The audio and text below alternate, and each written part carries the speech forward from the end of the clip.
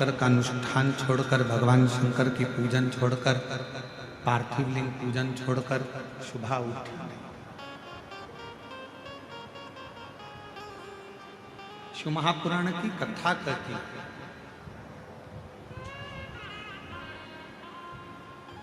10 minute के लिए, 5 minute के लिए, 2 मिनट के लिए यदि आप शिवालय में गए हो, शंकर जी के मंदिर में गए हो, भगवान शंकर की आराधना में गए हो, पूजन में गए हो, अर्चना में गए हो, चाकरी में गए हो, भगवान शिव के भजन में पहुंचे हो, पूरा समय आप नहीं दे पाए, 2 मिनट के लिए अगर गए हो, 10 मिनट के लिए आप भगवान की कथा में गए हो, या पूजन में गए हो, या आराधना में गए हो, या साधना में गए हो, तो वो 2 मिनट आपका फिर दूसरों के लिए नहीं होना चाहिए।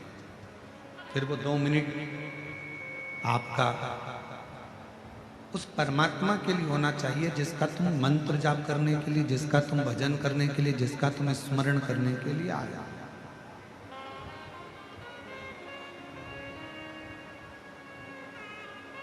और मैंने तेरे ही भरोसे बाबा, तेरे ही भरोसे हवा बीच उड़ती जावांगी बाबा, डोर तो चढ़ना में घटी जावांगी भोले, मैं तेरी पतंग शंभू,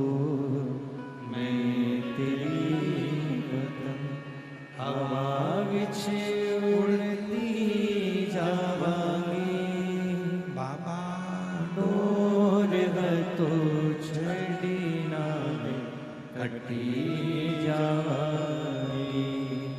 जितनी देर आप भगवान शिव की आराधना में लगा रहे हैं, जितनी देर आप भगवान शंकर को दे रहे हैं, 2 मिनट भी अगर आप भगवान शिव को दे रहे हैं, 5 मिनट भी आप यदि भगवान शंकर को दे रहे हैं, तो उस 5 मिनट पूरा शिव का, पूरा शिव।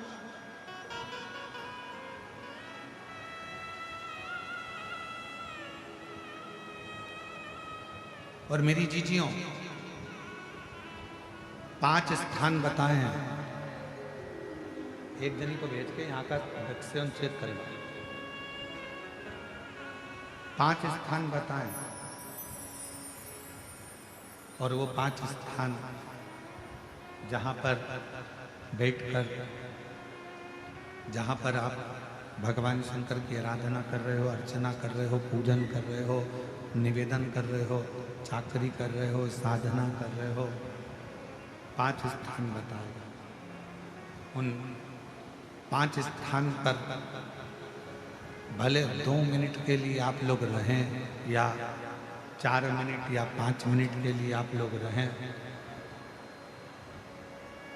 और 4-5 मिनट के लिए भले आप रहें, पर उस 2-5 मिनट में भी आपका ध्यान कितना केंद्रित होना चाहिए, वो स्थान बताओ, कितना केंद्रित होना चाहिए। पहला,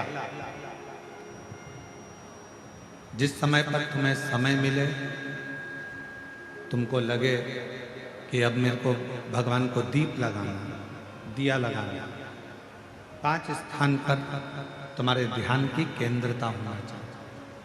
पहले नंबर पर दीप लगाते समय, जिस समय पर भगवान को आप लोग दीपक लगाते हैं, दिया लगाते हैं, किसी से चर्चा मत करो, फालतू की कोई बात नहीं होना चाहिए।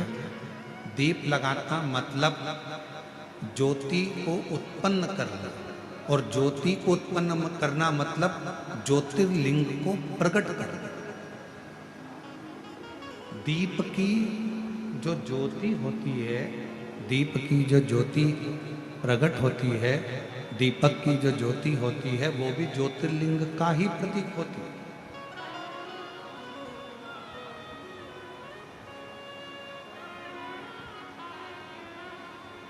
दीपक की जो ज्योति है वो ज्योतिर्लिंग का ही प्रतीक है, ज्योतिर्लिंग का प्रतीक। इसलिए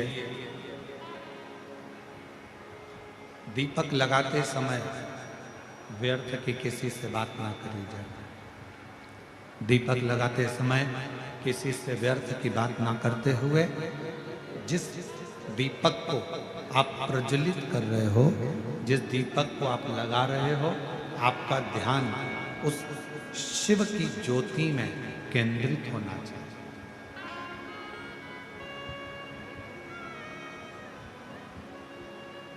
भगवान शंकर की ज्योति में आपका ध्यान केंद्रित।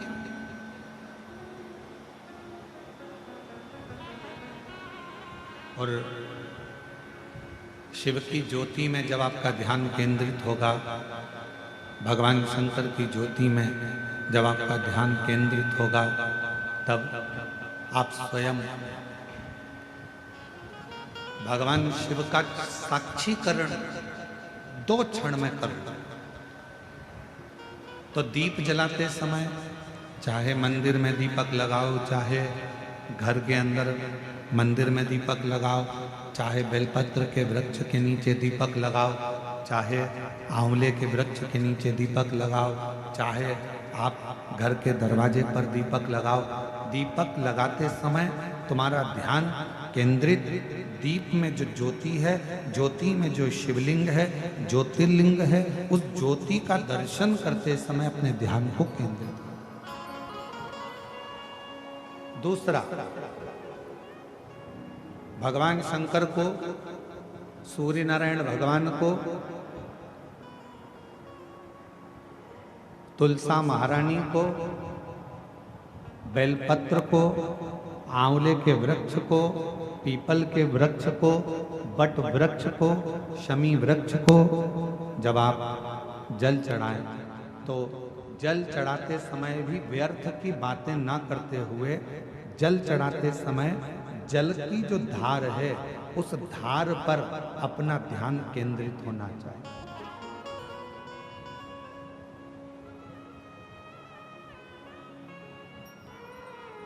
उस प्रेशर बढ़ाओ, प्रेशर, उस धार पर आपका जल की जो धार हो, उस धार पर आपका ध्यान केंद्रित हो। दीपक की ज्योति पर आपका ध्यान केंद्रित हो, जल की धार पर आपका ध्यान केंद्रित हो।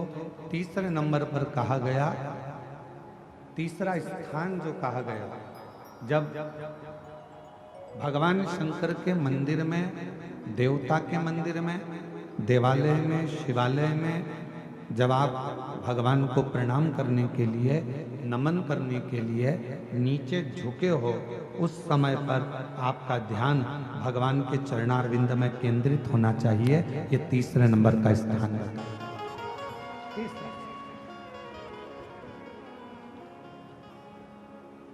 ज्योति, थोड़ा प्रेशर खोल दे भाई। ज्योति,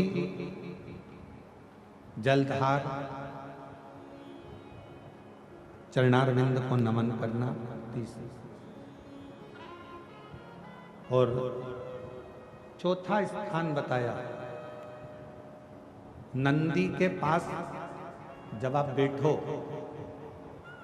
हमने पहले भी कथा में कहा, जब कोई बहुत ज्यादा, बहुत बड़ा कोई तकलीफ, कोई कष्ट, कोई दुख, कोई परेशानी आपकी जिंदगी में यदि आ गई हो, तो नंदी के पास शंकर जी को जल चढ़ाने के बाद 2 मिनट, 2 क्षण, 1 मिनट, 5 मिनट, जितना मिल जाए, आधा मिनट, 1 सेकंड नंदी के पास बैठना चाहिए। नंदी के, और कौन सा स्थान बताया, तो कहा नंदी का जो पांव, आगे का एक चरण नंदी का उठा हुआ रहता है। दर्शन करें आप लोगों ने, किस किस ने करें, जरा हाथ उठाओ, करें सब लोगों ने। नंदी का आगे का एक पांव उठा हुआ होता है, तो नंदी, जब तुम कोई विषम परिस्थिति में हो, बहुत टेंशन में हो, बहुत तकलीफ में हो, बहुत कष्ट में हो और बहुत ज़्यादा कोई डिप्रेशन में हो, कोई चिंता में हो, कोई बात अगर तकलीफ की है, तो नंदी का जो पाँव उठा हुआ रहता है उस पाँव के पास में थोड़ी देर, नंदी के साइड में थोड़ी देर, 1 सेकंड, आधा सेकंड, आधा मिनट, 1 मिनट, 2 मिनट, 5 मिनट, जितना आप बैठो और थोड़ी देर बैठकर बाबा की ओर ध्यान को केंद्रित करो और अपने मन की बात कह दो। वो चौथा स्थान बताया मन को केंद्रित करने।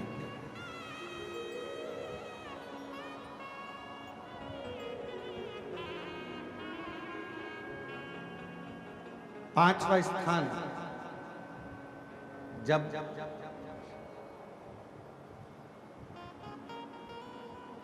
सही मार्ग नहीं मिल रहा हो, कोई सही रास्ता नहीं प्राप्त हो रहा हो, सही मार्ग नहीं मिल रहा हो, तो पांचवा स्थान, यदि मेरे महादेव के शिवलिंग के ऊपर जलाधारी लगी हो,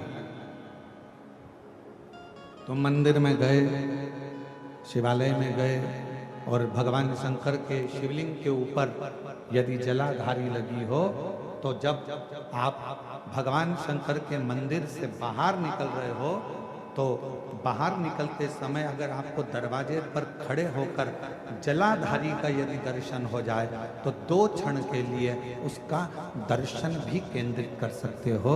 ये 5 स्थान ऐसे हैं जिन स्थान पर अपने भगवान के चरणारविंद को, भगवान के दर्शन को केंद्रित किया है।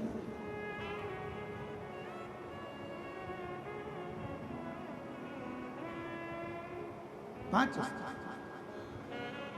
सभी लोग बोलेंगे साथ में। पहला, जम के बोलो जरा, जम के बोलो, आवाज नहीं आ रही है।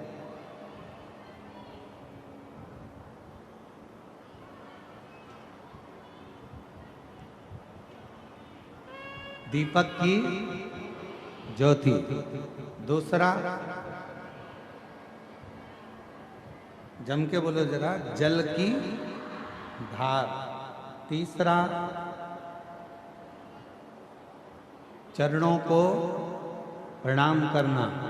चौथा, नंदी के पास में, चरण के पास में बैठकर अपने मन की दशा को कहना। और पांचवा, भगवान के ऊपर जो जलाधारी लगी होती है, उस जलाधारी का दर्शन कर कर फिर अपने घर की। 5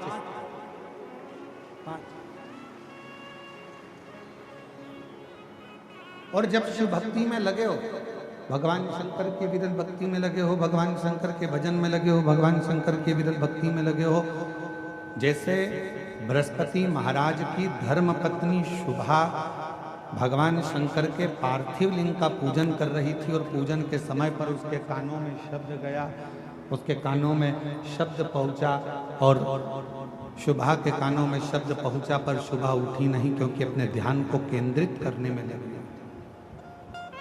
उठी नहीं। बाहर खड़े हुए इंद्रदेव को बाहर